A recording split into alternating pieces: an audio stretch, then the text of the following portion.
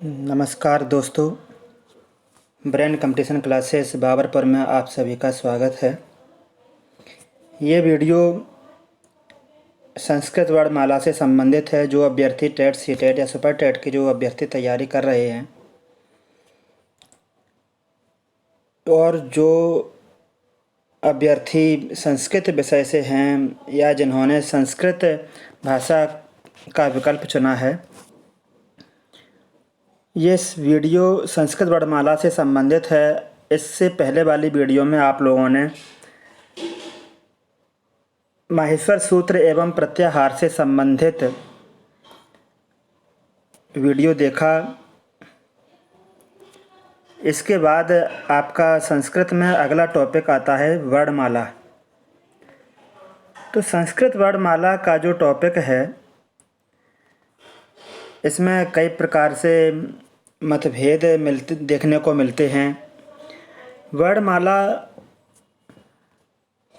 ये आपकी 3 वर्गों में बांटी जाती है। 3 वर्गों में बांटी जाती है। एक तो आपके प्रत्याहार या माहेश्वर सूत्र के आधार पर वर्णमाला, एक भाषा के आधार पर वर्णमाला और एक पाणिनि वर्णमाला। तो सबसे पहले हम आपको लेके चलते हैं जो आपके प्रत्याहार या माहेश्वर सूत्र के आधार पर जो वर्णमाला है, संस्कृत वर्णमाला, उसे सबसे पहले देखते हैं। तो इसमें क्या होता है, प्रत्याहार वर्णमाला या प्रत्याहार सूत्र के आधार पर या माहेश्वर सूत्र के आधार पर जो 14 जो माहेश्वर सूत्र हैं, उनमें वर्णों का क्रम बड़े सुव्यवस्थित तरीके से उसमें रखा गया है। जो पहले जो 4 सूत्र हैं उसमें स्वर रखे गए हैं। उसके बाद जो 2 सूत्र हैवरट और लड़ हैं उसमें अंतस्थ वर्ण रखे गए। इयम मंगड़नम, फिर 5वें वर्ण रखे गए। झभय गणदस यानी कि 4थे वर्ण रखे गए।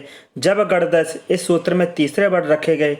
खप छटत चटतो और कपय इसमें दूसरे और पहले वर्ण रखे गए। सस्सर हल इसमें ऊष्म वर्ण रखे गए। यानी कि माहेश्वर सूत्र जो हैं इसमें कुल मिलाकर के 42 वर्ण देखने को मिलते हैं। तो यहाँ से अगर आपका प्रश्न पहला अगर ये बने कि माहेश्वर सूत्र के अनुसार या प्रत्याहार के आधार पर संस्कृत वर्णमाला में कुल वर्णों की संख्या कितनी है, तो 42। इसमें 9 स्वर आते हैं, 33 व्यंजन आते हैं। 33 और 9 आपका कुल होता जाके 42 वर्ण। तो इसमें कुल 42 वर्ण निकल के आते हैं माहेश्वर सूत्र में या प्रत्याहार सूत्रों में। यदि इसमें आपसे अगर देखा जाए, माहेश्वर सूत्रों में जो 2 प्रत्याहार हैं, जैसे कि एक आपका प्रत्याहार ये है अच प्रत्याहार। तो इस अच प्रत्याहार में जो 9 स्वर मिलते हैं, आपके 9 स्वर में आपके ये हैं। और जो अच जो प्रत्याहार है वो 4 सूत्रों से मिलकर बनता है, अयुड़, ऋलृक, एयोंग, अयोच। तो अच अयुड़ का आ लेते हैं, अयोच का चा। तो इस तरीके से आपका जो अच प्रत्याहार बनता है, इसमें सारे स्वर वर्ण आते हैं।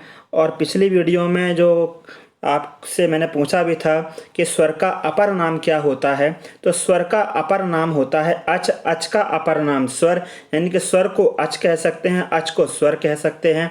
और अच में सारे स्वर वर्ण आते हैं। और इनमें अच के अंतर्गत जितने स्वर वर्ण आते हैं उनकी अगर संख्या पूछी जाती है तो इनकी संख्या होती है 9। इसके बाद ये जो आपके जो 9 स्वर हैं, इन 9 स्वरों में आप लोग देखेंगे,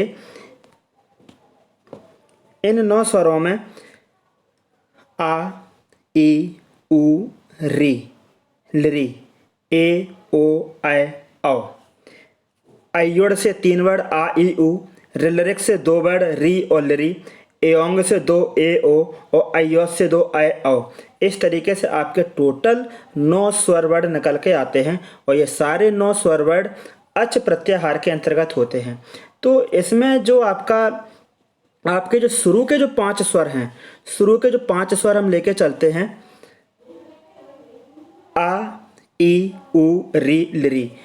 ये जो आपके शुरू के 5 स्वर हैं ये मूल स्वर कहलाते हैं। तो आपसे अगर प्रश्न यहाँ से बनता भी है कि संस्कृत वर्णमाला में मूल स्वरों की संख्या कितनी है, तो मूल स्वरों की संख्या होती है 5, जबकि हिंदी वर्णमाला मूल स्वरों की संख्या होती है 4। तो संस्कृत वर्णमाला में मूल स्वरों की संख्या 5 है। और इसके बाद जो अगले जो 4 स्वर हैं ए, ओ, ऐ, औ, ये आपके संयुक्त स्वर कहलाते हैं। तो संयुक्त स्वर वर्णों की संख्या 4 होती है, मूल स्वरों की संख्या 5 होती है, और ये सारे स्वर वर्ण आपके अच प्रत्याहार के अंतर्गत होते हैं। ये जो स्वर वर्ण हैं यहाँ पर आपको दर्शाया गया है ये कि जो ए जो बनता है आ धन ई के योग से ए, आ और ए के योग से ऐ, आ और ऊ के योग से ओ, और आ और ओ के योग से आपका बनता है आओ। ये यहाँ पर ये दर्शाया गया है पूरा, आप आसानी से इस जगह में आप देख सकते हैं। ए जो बनता है आ धन ई, यानी कि दोनों ह्रस्व ई हैं। इन्हें ना तो हम छोटा आ पढ़ेंगे ना छोटी ई पढ़ेंगे।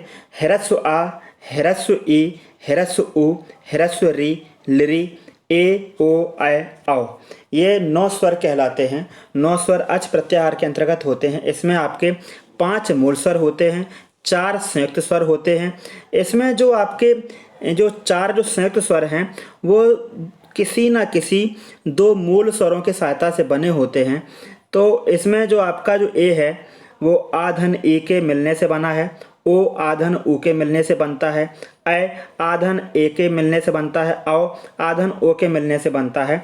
तो ये किसी ना किन्हीं स्वरों की सहायता से बनते हैं, इसलिए इन्हें संयुक्त स्वर कहते हैं। मूल स्वर से मतलब है जो अपने आप में पूर्णतः स्वतंत्र हों, किसी भी स्वर पर निर्भर ना हो, ये अपने आप में स्वच्छंद हों, तो ये कहलाते हैं मूल स्वर, और इनकी संख्या होती है 5।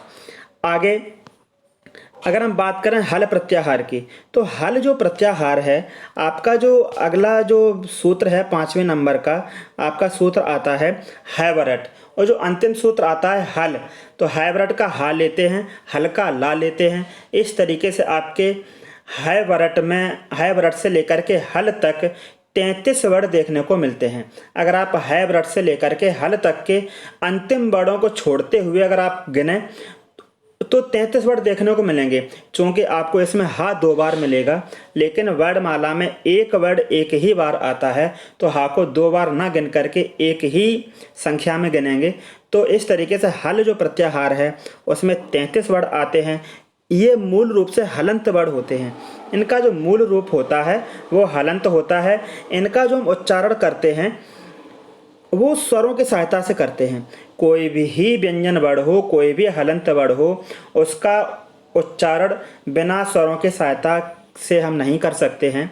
स्वरों के सहयोग के बिना उनका उच्चारण संभव नहीं है। तो जो व्यंजन वर्ण हैं उनकी जो मूल प्रकृति होती है वो हलंत प्रकृति होती है, वो सारे हलंत वर्ण कहलाते हैं। इसलिए वो सारे वर्ण हल प्रत्याहार के अंतर्गत होते हैं और इनकी संख्या कहलाती है 33। अगर हम इन सभी का टोटल करें तो 33 व्यंजन वर्ण, 9 स्वर वर्ण। तो इस तरीके से आपके माहेश्वर सूत्रों में या प्रत्याहार सूत्रों के आधार पर संस्कृत वर्णमाला में कुल टोटल वर्ण 42 माने गए। इसके बाद जो आपके जो व्यंजन वर्ण हैं उन्हें 3 वर्गों में बांटा गया। एक तो आपके स्पर्श व्यंजन वर्ण, अंतस्थ व्यंजन वर्ण और ऊष्म व्यंजन वर्ण। स्पर्श जो व्यंजन वर्ण हैं उनकी संख्या आपकी 25 मानी गई है, और ये स्पर्श व्यंजन वर्ण का से लेकर के मा तक होते हैं। 5 वर्ग होते हैं, का, चा, टा, ता, पा। प्रत्येक वर्ग में 5-5 वर्ण होते हैं। इस तरीके से आपके स्पर्श व्यंजन वर्णों की संख्या 25 मानी जाती है। अंतस्थ वर्ण या, वा, रा, ला। वैसे तो हिंदी वर्णमाला जो है उसमें जो क्रम मिलता है या, रा, ला, वा, लेकिन जो आपके माहेश्वर सूत्र हैं जो प्रत्याहार हैं उनमें अंतस्थ वर्णों का क्रम होता है या, वा, रा, ला, और ये सारे अंतस्थ वर्ण यड़ प्रत्याहार के अंतर्गत होते हैं। जो आपके ऊष्म व्यंजन वर्ण हैं, ऊष्म व्यंजन वर्णों की संख्या भी आपकी 4 है, सा, सा, सा, हा, और ये आपके सल प्रत्याहार के अंतर्गत आते हैं। सल जो प्रत्याहार है 2 माहेश्वर सूत्रों से मिलकर बनता है, सस्सर, हल। तो सस्सर से ये तालव्य सा लेते हैं और हल से ला लेते हैं। सस्सर और हल के बीच में 4 व्यंजन वर्ण देखने को मिलते हैं, और ये चारों व्यंजन वर्ण ऊष्म व्यंजन कहलाते हैं। तो आपके जो व्यंजन वर्ण हैं उन्हें 3 वर्गों में बांटा गया, स्पर्श व्यंजन, अंतस्थ व्यंजन, ऊष्म व्यंजन। स्पर्श व्यंजन वर्णों की संख्या 25 है, अंतस्थ की 4 है, ऊष्म की भी 4 है। इस तरीके से आपके जो टोटल व्यंजन वर्ण निकल के आते हैं 33 व्यंजन वर्ण निकल के आते हैं।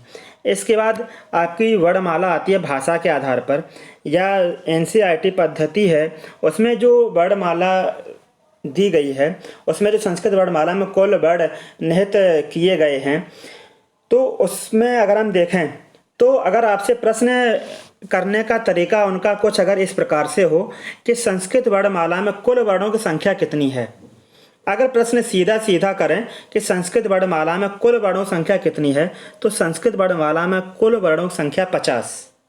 अगर 50 विकल्प में ना हो तो 48 करके आते हैं, तो 48 करना है। यहाँ पर ये आप स्पष्ट रूप से लिखा हुआ देख सकते हैं कि यहाँ पर ये लिखा है विकल्प के अभाव में। अगर 50 विकल्प में ना मिले तो 48 करके आना है। संस्कृत वर्णमाला में कुल वर्णों की संख्या 50 मानी गई है। हाँ, अगर वो प्रश्न उनका इस प्रकार से हो कि पाणिनि वर्णमाला में कुल वर्णों की संख्या कितनी है तो वो लिखेंगे, या वो प्रश्न इस प्रकार से करें कि प्रत्याहार में या माहेश्वर सूत्रों में कुल वर्णों की संख्या कितनी है तो 42 लिखेंगे। तो अगर प्रश्न उनका सीधा सीधा हो कि संस्कृत वर्णमाला में कुल वर्णों की संख्या कितनी है तो 50। संस्कृत वर्णमाला में कुल स्वर कितने हैं तो 13। अगर वो ये कहें कि अच में स्वर कितने हैं तो 9 स्वर हैं। माहेश्वर सूत्रों में कितने स्वर हैं तो 9 स्वर हैं। प्रत्याहार में कितने स्वर हैं तो 9 स्वर हैं। लेकिन अगर उनका प्रश्न सीधा सीधा ये आए कि संस्कृत वर्णमाला में कुल कितने स्वर हैं तो 13 स्वर हैं। अब इसमें जो 50 जो वर्ण हैं उनका जो निर्धारण है वो इस प्रकार से है कुछ। इसमें आपको ये दर्शाया गया है, आप स्पष्ट रूप से यहाँ पर आप देख सकते हैं 13 स्वर वर्ण हैं, 33 व्यंजन वर्ण हैं जो आपने ऊपर देखे। 33 व्यंजन वर्णों में 25 स्पर्श, 4 अंतस्थ, 4 ऊष्म, और ये जो 4 हैं ये 4 अयोगवाह वर्ण होते हैं। अयोगवाह। तो संस्कृत वर्णमाला में 13 स्वर वर्ण हैं, 33 व्यंजन वर्ण हैं, 4 अयोगवाह हैं। तो इस प्रकार से हम इनका टोटल कर सकते हैं 50 वर्ण। तो संस्कृत वर्णमाला में कुल वर्णों संख्या 50 है, जिसमें 13 स्वर हैं, 33 व्यंजन हैं, 4 अयोगवाह हैं। यहाँ से आपका प्रश्न पिछली परीक्षा में पूछा जा चुका है कि संस्कृत वर्णमाला में कितने अयोगवाह हैं, तो कितने अयोगवाह हैं 4 अयोगवाह हैं। हाँ, अगर प्रश्न ये आए कि पाणिनि वर्णमाला में कितने अयोगवाह हैं, तो पाणिनि वर्णमाला में अयोगवाह वर्णों की संख्या 8 है। लेकिन अगर प्रश्न उनका सीधा सीधा ये इस तरीके से पूछा जाए कि संस्कृत वर्णमाला में अयोगवाह वर्णों की संख्या कितनी है, और ये पिछली परीक्षा में पूछा भी जा चुका है, तो संस्कृत वर्णमाला में अयोगवाह वर्णों की संख्या केवल 4। अब इसमें हम आपको बताते हैं स्वरों को लेके अगर हम चलें तो स्वर में को हम 2 भागों में बांटते हैं। वैसे तो स्वर 3 प्रकार के हैं, ह्रस्व, दीर्घ और एक आपका प्रकार है प्लोत। ह्रस्व, दीर्घ, प्लोत। आगे जब आप पाणिनि वर्णमाला पढ़ेंगे उसमें आपको तीनों भेद लेके चलते हैं। यहाँ पर अभी हम आपको 2 भेद लेके चलते हैं, ह्रस्व और दीर्घ। प्लुत भी इसका तीसरा प्रकार है। अगर स्वर के आपसे अगर भेद पूछ रहे हैं स्वर के भेद कितने हैं, तो स्वर के भेद 3 हैं। कौन कौन से हैं? ह्रस्व, दीर्घ और एक ये प्लुत। लेकिन अभी हम केवल आपसे 2 बातों पर चर्चा करते हैं, ह्रस्व और दीर्घ। तो आपके जो स्वर वर्ण हैं आ, ई, उ, री, लिरी, ये आपके ह्रस्व स्वर कहलाते हैं और इनकी संख्या होती है 5। ये 5 ह्रस्व स्वर ही मूल स्वर कहलाते हैं। तो मूल स्वरों की संख्या अगर पूछें तो 5, ह्रस्व स्वरों की संख्या पूछें तो भी 5, ह्रस्व वर्ण कितने हैं तो 5, मूल स्वर वर्ण कितने हैं तो 5। अब बचे आपके 8 जो हैं वो आपके दीर्घ स्वर कहलाते हैं। 8 दीर्घ स्वर वर्ण होते हैं, 5 ह्रस्व स्वर वर्ण होते हैं। तो ये आपके कुल 13 स्वर वर्ण कहलाते हैं। इन 13 स्वर वर्णों में आप लोग यहाँ देख सकते हैं कि दीर्घ स्वर वर्ण आपके ये लिखे हुए हैं, ह्रस्व स्वर वर्ण भी आपके लिखे हुए हैं। ह्रस्व स्वर वर्ण आपके ये लिखे हैं आ, ई, उ, री, लिरी, ये आपके ह्रस्व स्वर वर्ण हैं। दीर्घ स्वरों में दीर्घ आ, दीर्घ ई, दीर्घ उ, दीर्घ रिरी, ए, ऐ, ओ, औ, ये आपके 8 स्वर वर्ण होते हैं। दीर्घ स्वर वर्ण होते हैं 8 और 5 ह्रस्व स्वर वर्ण होते हैं। तो इस प्रकार से संस्कृत वर्णमाला में कुल स्वरों की संख्या 13 मानी जाती है। तो जो आपके जो 9 जो स्वर हैं, उन 9 स्वरों में आपका जो 4 बढ़ते हैं, एक आपका ये बढ़ता है दीर्घ आ, दीर्घ ई, दीर्घ उ, दीर्घ ऋ। ये आपके 4 स्वर वर्ण इसमें और आ जाते हैं। और बाकी के आपके ये 9 स्वर आपके लिखे ही हैं, 5 मूल स्वर, 4 संयुक्त स्वर और ये 4 दीर्घ स्वर और आ जाते हैं इसमें, दीर्घ आ, दीर्घ ई, दीर्घ उ, दीर्घ ऋ। इस प्रकार से आपके टोटल स्वरों की संख्या हो जाती है 13। इसमें अब आपके आते हैं अयोगवाह। तो अयोगवाह की अगर हम बात करें तो अयोगवाह में अगर आप लोग देखें यहाँ पर, तो अयोगवाह में मैंने आपको वर्णों की संख्या बताई 4। तो अयोगवाह में वर्णों की संख्या 4। एक तो आपका अनुस्वार, अंग, विसर्ग, आहा। अनुस्वार, अंग, विसर्ग, आहा। अब आपके 2 अर्ध विसर्ग होते हैं, 2 अर्ध विसर्ग, जिसमें एक आपका होता है जिह्वा मूली, एक आपका होता है उपधमानी। अर्ध विसर्ग का मतलब होता है अर्ध विसर्ग के ये 2 चिन्ह माने जाते हैं। अगर इन चिन्हों के साथ में का लिखा हो या खा लिखा हो, जैसे कि ये लिखा हुआ है का हो या खा हो, तो वो कहलाता है जिह्वा मूली अयोगवाह। अगर इन्हीं चिन्हों के साथ में पा या फा लिखा हो, अगर इस तरीके के चिन्ह बने हों और इनके साथ में पा वर्ड बना हो या फा वर्ड बना हो, तो वो कहलाता है उपधमानी। और इसमें प्रश्न कई प्रकार से पूछे भी जा सकते हैं। पूछेंगे कि निम्न में अयोगवाह उपधमानी कौन सा है? तो अगर इन चिन्हों के साथ में कहीं किसी विकल्प में पा या फा मिले तो वो उपधमानी अयोगवाह होता है। अगर इन चिन्हों के साथ में का या खा मिले तो वो आपका जिह्वा मूली अयोगवाह होता है। अगर आपसे यह पूछे निम्न में अनुस्वार कौन सा है, तो अंग जो है आपका, यह आपका अनुस्वार होता है, आहा विसर्ग होता है। इस प्रकार से अयोगवाह में टोटल जो वर्णों की संख्या होती है, टोटल वर्णों संख्या 4, अंग 1, आहा 2, जिह्वा मूली 3, उपधमानी 4। तो ये आपका प्रश्न पूछा जा चुका है कि संस्कृत वर्णमाला में अयोगवाह वर्णों की संख्या कितनी है? तो अयोगवाह वर्णों की संख्या 4, अंग, आहा, जिह्वा मूली, उपधमानी। का और खा को जिह्वा मूली, पा और फा को हम कहते हैं उपधमानी। इसके बाद आपकी आती है पाणिनि वर्णमाला। पाणिनि वर्णमाला में जो है, पाणिनि वर्णमाला से संबंधित भी प्रश्न बनते हैं, कई प्रकार से प्रश्न बनते हैं यहाँ पर। और पाणिनि वर्णमाला से संबंधित अगर प्रश्न पूछे भी जा सकते हैं तो 3 से 4 प्रश्न आसानी से बन सकते हैं। तो यहाँ पर एक ये सूत्र लिखा हुआ है, त्रिषष्टिश्चतुष्षष्टिर्वा वर्णः शंभुमते मतः। त्रिषष्टि 63, चतुष्षष्टि 64, त्रिषष्टि षष्टि मतलब 60 और त्रि माने 3, 60 और 3 63। चतुष्षष्टि, षष्टि माने 60, चतुः माने 4, तो 60 और 4 64, 63 या 64। इसमें लास्ट में वाह बना है, वाह का मतलब अथवा, 63 या 64। वर्णः शंभुमते मतः, यानी कि पाणिनि जो वर्णमाला है उसमें जो वर्णों की संख्या मानी गई है वो 63 या 64। यहाँ पर ये स्पष्ट रूप से मैंने दर्शाया है, ये लिखा हुआ है कि पाणिनि वर्णमाला में। अब आपसे प्रश्न अगर इस प्रकार से आए कि पाणिनि वर्णमाला में कुल वर्णों की संख्या, तो कुल वर्णों की संख्या 63 या 64, कुल स्वरों की संख्या 21 या 22। तो यहाँ देखो स्वर वर्ण आपके बढ़ते जाते हैं, लेकिन जो व्यंजन वर्ण हैं वो 33 के 33 ही हैं। चाहे आपके माहेश्वर सूत्र के आधार पर हो, चाहे आपके सीधे सीधे प्रश्न पूछे जाएं, चाहे आपके पाणिनि वर्णमाला में हो, तो व्यंजन जो हैं वो 33 हैं, जिसमें 25 स्पर्श हैं, 4 अंतस्थ हैं, 4 ऊष्म हैं। तो यहाँ पर जो आपके व्यंजन वर्ण होते हैं वो सदैव 33 ही रहते हैं। स्वर वर्ण, अच में स्वर 9 हैं, वर्णमाला में स्वर 13 हैं, संस्कृत वर्णमाला में स्वर 13 हैं, लेकिन पाणिनि वर्णमाला में स्वर हैं वो 21 या 22। 21 या 22 स्वर कैसे हैं वो हम आपको बताते हुए चलते हैं। सबसे पहले आपको बताएं कि ये 63 या 64 वर्ण कैसे हैं। तो इसमें आपके 25 स्पर्श व्यंजन हैं। स्पर्श व्यंजन का से लेकर के मा तक माने जाते हैं। 4 अंतस्थ वर्ण हैं। 4 अंतस्थ वर्ण या, वा, रा, ला होते हैं। 4 ऊष्म वर्ण हैं, सा, सा, सा, हा होते हैं। इसमें अयोगवाह वर्णों संख्या 8 है।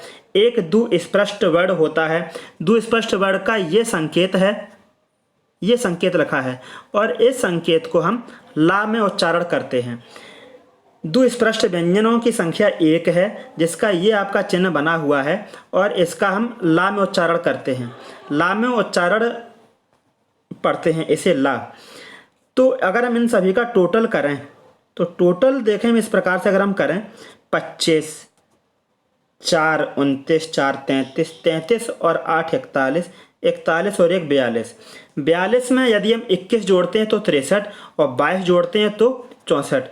तो 42 तो टोटल आपका यहाँ से निकल के बनता है। और आपके स्वर जो हैं 21 या 22, अगर हम इसमें इन दोनों को जोड़ें तो या तो संख्या 63 निकलेगी या 64 निकलेगी। इस प्रकार से पाणिनि वर्णमाला है। पाणिनि वर्णमाला में कुल वर्णों की संख्या 63 या 64। त्रिषष्टि चतुष्षष्टिर्वा वर्णा शंभुमते मतः। इस सूत्र के आधार पर भी आपसे पूछा जा सकता है पाणिनि वर्णमालायाम कति वर्ण, तो त्रिषष्टि चतुष्षष्टिर्वा। तो अगर आपको ये कहीं विकल्प मिलता है त्रिषष्टि चतुष्षष्टिर्वा, तो आपको यह आसानी से कर देना है 63 या 64। इसमें कुल स्वर अगर पूछ रहे हैं पाणिनि वर्णमाला में कुल स्वर कितने हैं, तो 21 या 22। अब ये स्वर 21 या 22 कैसे हैं आपके, देखो पहले तो यहाँ पर हम यही स्पष्ट कर दें, व्यंजनों में कोई मतभेद नहीं है, कोई अलग नहीं है।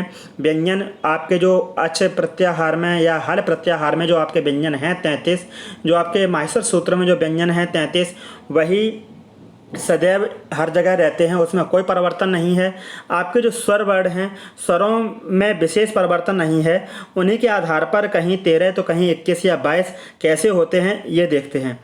तो सबसे देखो, हमने आपको ऊपर बताया था कि स्वर के भेद, तो स्वर के भेद 3, ह्रस्व दीर्घ और प्लुत। अगर आपसे स्वर के भेद पूछे हैं तो 3, ह्रस्व दीर्घ प्लुत।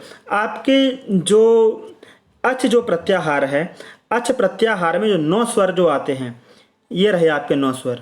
आप यहाँ आसानी से देख सकते हैं, आ, ई, उ, री, लरी, ए, ओ, ऐ, औ। ये आपके 9 स्वर होते हैं।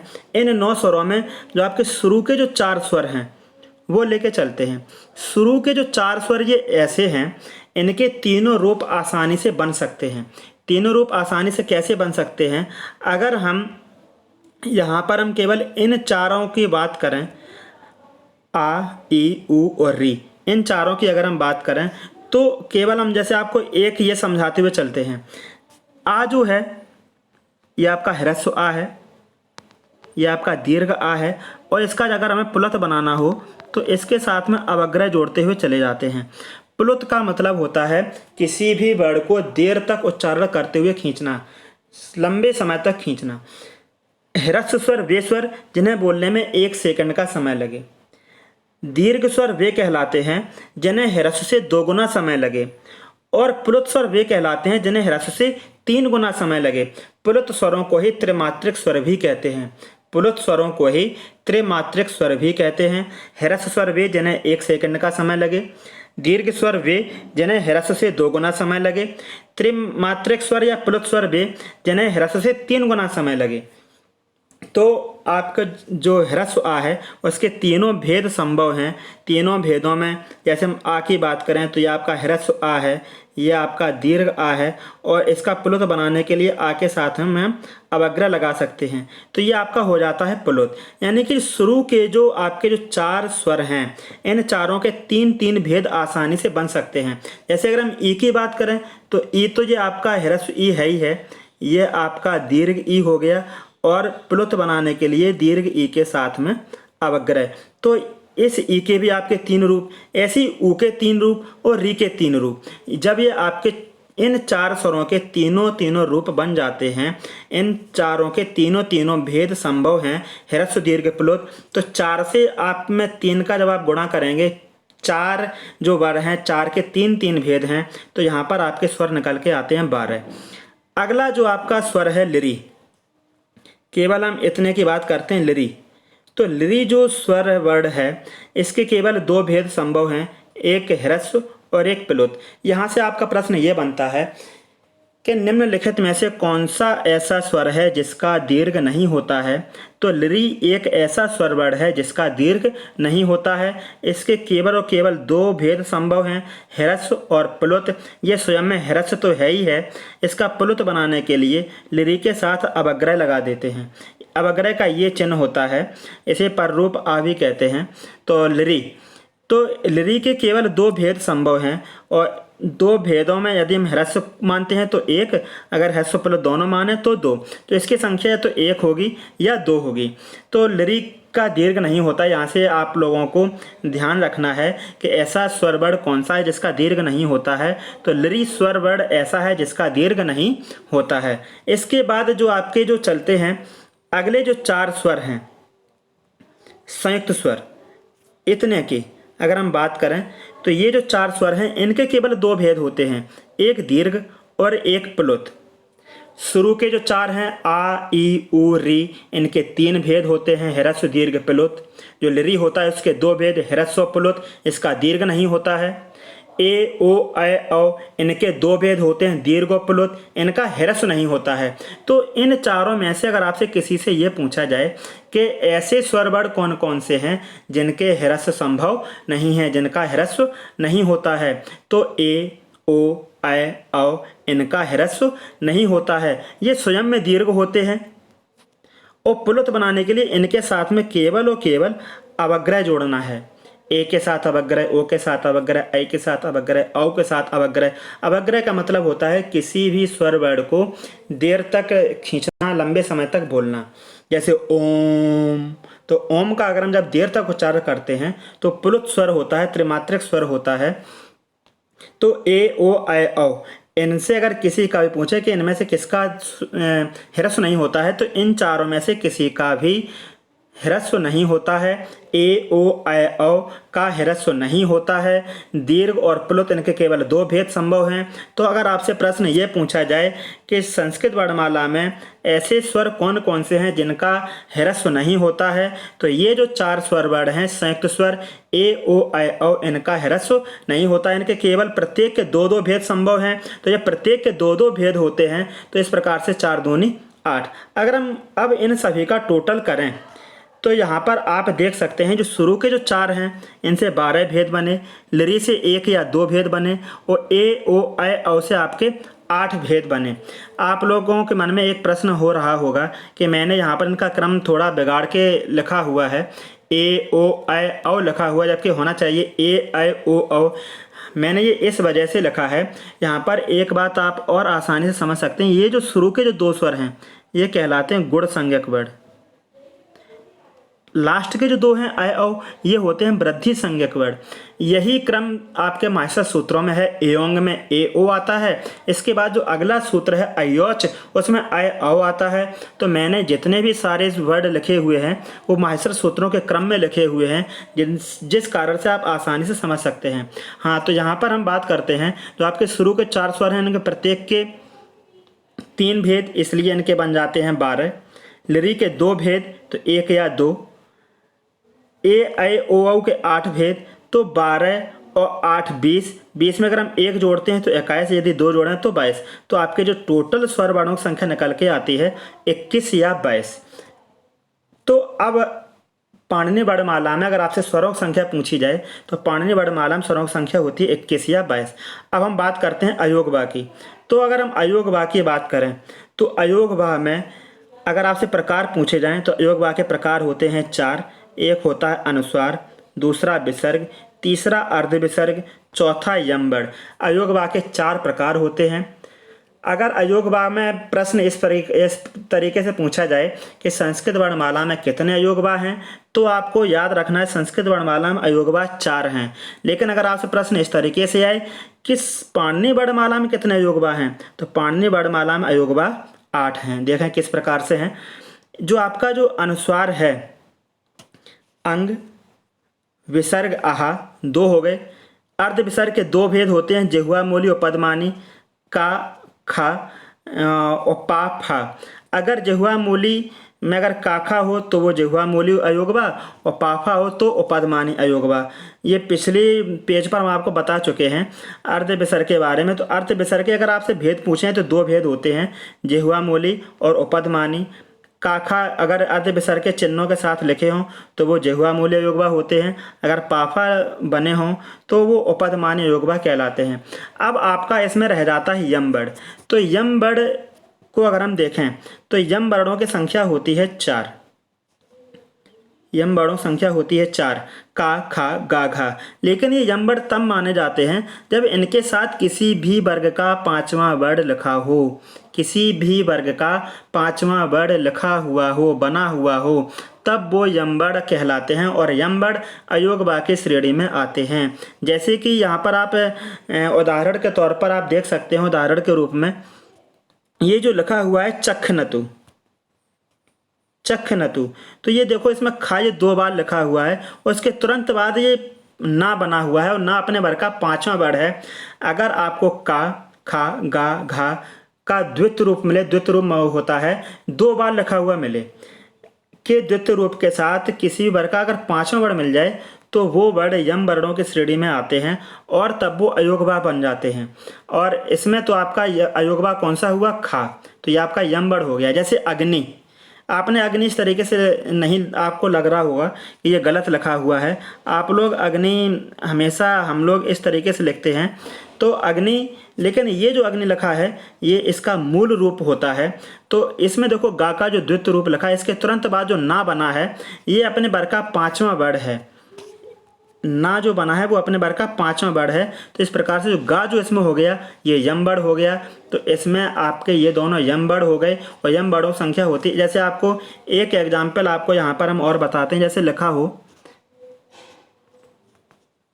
घिनंतु, इसमें देखो घा के तुरंत बाद ना मिला हमें, तो का, खा, गा, घा कोई भी वर्ण हो, इनके तुरंत बाद अगर किसी वर्ग का 5वां वर्ण मिल जाए तो यम वर्ण हो जाता है और यम वर्ण अयोग वाक्य श्रेणी में आता है। तो कुल मिलाकर अगर आपसे प्रश्न ये किया जाए कि पाणिनि वर्णमाला में अयोगवा वर्णों संख्या कितनी है, तो पाणिनि वर्णमाला में अयोगवा वर्णों संख्या 8। लेकिन अगर आपसे प्रश्न ये किया जाए कि संस्कृत वर्णमाला में अयोगवा वर्णों संख्या कितनी है, तो संस्कृत वर्णमाला में अयोगवा वर्णों संख्या 4।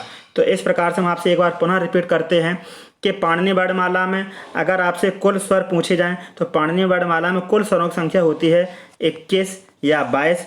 कुल वर्ण पूछे जाएं तो पाणिनि वर्णमाला में कुल वर्णों की संख्या होती है 63 या 64। अगर आपसे प्रश्न इस तरीके से आए कि संस्कृत वर्णमाला में कुल स्वरों की संख्या कितनी है, तो संस्कृत वर्णमाला में कुल स्वरों की संख्या 13 है। संस्कृत वर्णमाला में कुल वर्ण कितने हैं, तो संस्कृत वर्णमाला में कुल वर्ण 50 हैं। अगर आपको 50 विकल्प में ना मिले तो 48 हैं। अगर आपसे प्रश्न ये आए कि अच प्रत्याहार में स्वरों की संख्या कितनी है, तो 9 स्वर हैं। हल प्रत्याहार में कितने व्यंजन हैं, तो 33 व्यंजन हैं। या प्रत्याहार में कुल वर्ण कितने हैं, तो 42 हैं। अगर आपसे प्रश्न इस प्रकार से पूछा जाए कि प्रत्याहार कितने हैं, तो प्रत्याहार 42 हैं। अगर पूछे प्रत्याहार सूत्र कितने हैं, तो प्रत्याहार सूत्र 14 हैं। तो इस प्रकार से ये संस्कृत वर्णमाला का टॉपिक आज यहीं समाप्त होता है। इससे संबंधित जो भी प्रश्न बनेंगे आप अगली वीडियो में देखेंगे। और आपको ये वीडियो इस चैनल को सब्सक्राइब करना है, अधिक से अधिक शेयर करना है, जिससे कि अधिक से अधिक जो अभ्यर्थी हैं वो लाभ उठा सकें। अब आज तक के लिए धन्यवाद।